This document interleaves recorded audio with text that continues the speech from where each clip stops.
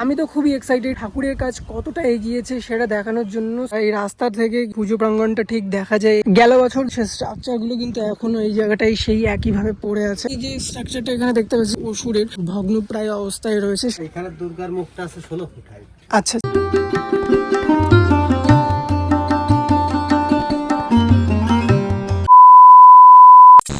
Radhe Radhe everyone. আজ আরও একটি নতুন ভিডিওতে আপনাদের সকলকে জানাই সুস্বাগতম।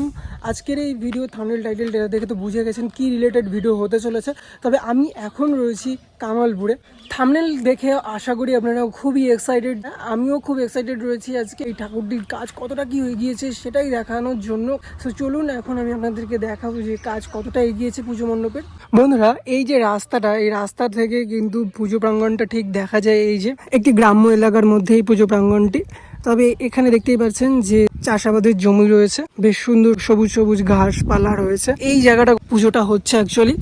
চলুন এখন আমি মাঠের মধ্যে যাবো। গেল বছর এই সেই ঠাকুরগুলো তৈরি করা হয়েছিল, যার বেশ কিছু স্ট্রাকচার আমি ইতিমধ্যে মন্দির প্রাঙ্গণ মাঠের এই চত্বরটায় কিন্তু দেখতে পাচ্ছি, যেটা কিন্তু প্রবেশ মুখেই রয়েছে, চারিদিকে ছড়িয়ে ছিটিয়ে যেগুলোকে রাখা রয়েছে।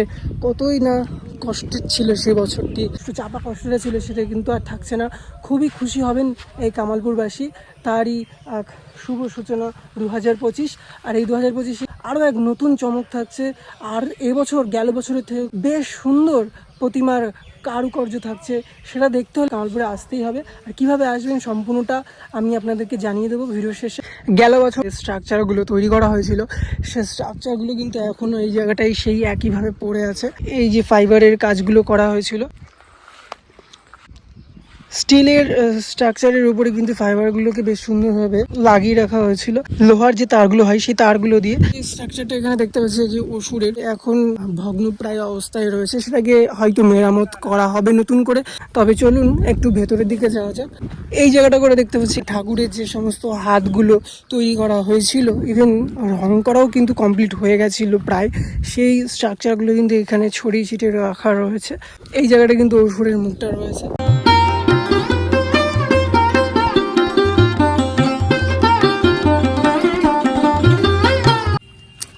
দেখতে পাচ্ছেন যে এখানে কিন্তু দুজন দাদা রয়েছেন, তারা বেশ সুন্দরভাবে মায়ের এই মিষ্টি মুখশ্রীটাকে বেশ সুন্দরভাবে কিন্তু প্রলেপের মাধ্যম দিয়ে ফুটিয়ে তোলার চেষ্টা করছেন। আচ্ছা, এই ঠাকুরের কাজটা ঠিক কতদিন ধরে চলছে? আষাঢ় মাস থেকে চলছে, আষাঢ় মাসে পয়লা। এখানে এই যে খড়ের স্ট্রাকচারের উপর যে মাটির প্রলেপটা দেওয়া হচ্ছে, আকৃতিটা কতটা আকারে, মানে হাইটটা কতটা আছে? এটার হাইট ওই ধরেন 9 ফুট। আচ্ছা, মুখের হাইটটা কি বুঝতে পারছেন? 9 ফুট। তাহলে বুঝতে পারছেন যে কতটা বড় হবে এই প্রতিমা। এটা আছে জগদ্ধাত্রী ঠাকুরের মুখ। আচ্ছা, এটা যাবে চন্দননগর জগদ্ধাত্রী। আচ্ছা আচ্ছা। আর মা দুর্গাটা? আর মা দুর্গাটা ওখানে তৈরি হচ্ছে। হ্যাঁ, ওই তৈরি মানে ওই যে মা দুর্গাটা তৈরি করা হয়ে গিয়েছে। আর ওই পাশে বডি। আচ্ছা আচ্ছা আচ্ছা। আর এই পাশে অসুরের মাথা আছে। আর এটা আছে জগদ্ধাত্রী। আচ্ছা, এখানে যে ঠাকুরের মুখটা দেখছেন এটা কিন্তু মা জগদ্ধাত্রী ঠাকুরের মুখশ্রী, সেটাকে এখানে তৈরির কাজ চলছে। আর যেটা বললেন দাদা ভাইরা যে এটা কিন্তু চন্দননগর চলে যাবে।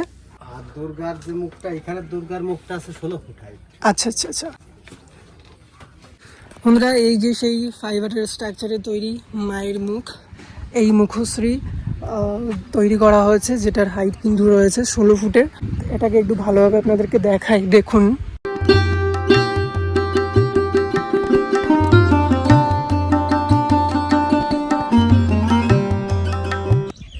বর্তমানে বিশ্বের সবচেয়ে বড় দুর্গা প্রতিমা তৈরি হচ্ছে আমাদের রানাঘাটের কামালপুর। আর এই কামালপুরবাসীর কাছে এবছর খুবই খুশির খবর। তার কারণ গেল বছর বিভিন্ন বাধা বিপত্তি ছিল, পারমিশন না পাওয়ার কারণে পুজোটা হয়নি। তো এবছর সমস্ত বাধা পেরিয়ে উত্তীর্ণ হয়েছে। আর তার কিন্তু কাজ ইতিমধ্যে অনেকটাই এগিয়ে চলেছে।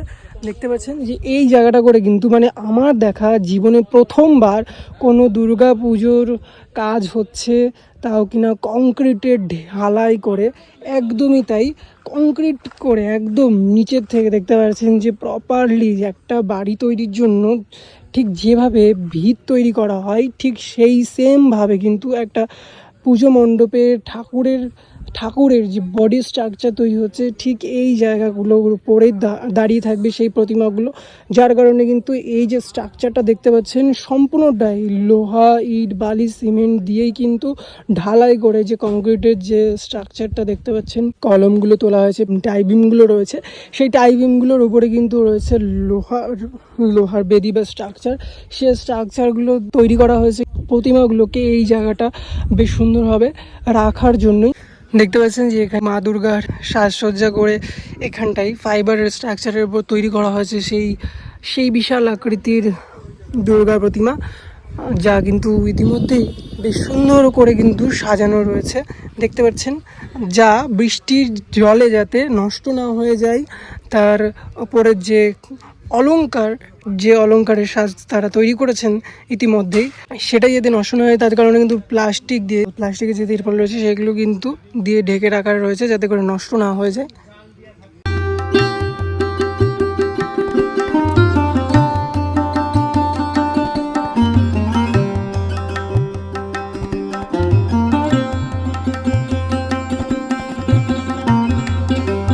$130 ফুটের এই দুর্গা প্রতিমা যা তৈরি করা হয়েছিল গেল বছর 2025-এ, তার যে স্ট্রাকচারটা তৈরি করা হয়েছিল সেই স্ট্রাকচারের যে জায়গাগুলো একেবারেই নষ্ট হয়ে গেছে সেই জায়গাগুলো কিন্তু মেরামতির কাজ চলছে ইতিমধ্যে। পুজো মণ্ডপে যে সমস্ত শিল্পীরা রয়েছেন প্রতিমা তৈরির কাজে নিযুক্ত, তারা কিন্তু ইতিমধ্যে তোড়জোড়ভাবে কাজ করছেন। আর দেখতে পাচ্ছেন যেগুলো আর কি নষ্ট হয়েছে সেগুলো এইখানে ফেলে রাখা হয়েছে।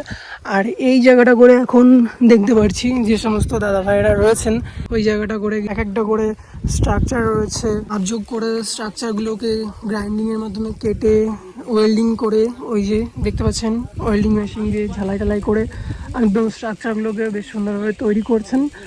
এই 130 ফুটের প্রতিমাকে এই জায়গাটায় রয়েছে, যা পরবর্তীতে ক্রেনের মাধ্যম দিয়ে দাঁড় করানোর ব্যবস্থা করা হবে ঠিক এই স্ট্রাকচারটা এখানে।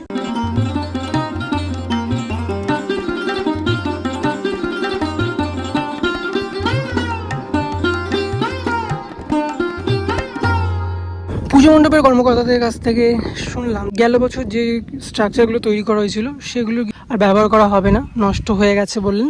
সেগুলো এই যে এইভাবে রাখা রয়েছে, পুজো দিনগুলো হয়তো সেগুলো আর এইভাবে দেখা যাবে না। এবছর এই জায়গাটাই ঠাকুর থাকছে না, সেই স্ট্রাকচারের ওই জায়গাটায় করে কিন্তু ঠাকুরগুলোকে ক্রেনের মাধ্যমে তোলা হবে। খুব তাড়াতাড়ি আরও একটি ছোট্ট আপডেট নিয়ে আসবো। এবার বলি কিভাবে এই মন্দির প্রাঙ্গণে আসবেন আর কত টাকা কি খরচ হবে। রানাঘাট স্টেশন থেকে বা ধানতলা থেকে যে অটোগুলো আসছে সেটা এই কামালপুরের ঠিক এই জায়গাটা করে এসে দাঁড়াবে পুজো প্রাঙ্গণের ঠিক সামনেটা। এই যে এই জায়গাটা করে স্টেশন থেকে এখানে আসতে ভাড়া পড়বে মাথা পিছু 30 টাকা করে। আর এখান থেকেই যদি আপনারা এড়ুলি যান অর্থাৎ গাংনাপুরের দিকে এড়ুলি বাজার, তাহলে ভাড়া পড়বে মাথা পিছু 15 টাকা করে। দেখা হচ্ছে খুব তাড়াতাড়ি আরও একটি ভিডিওতে। বন্ধুরা এই ছিল আজকের ভিডিওটা যদি একটু ভালো লেগে থাকে তাহলে অবশ্যই like, share, comment and subscribe করে পাশে থাকুন। দেখা হচ্ছে নেক্সট কোনো ভিডিওতে, ততক্ষণ সুস্থ থাকবেন, ভালো থাকবেন, রাধে রাধে।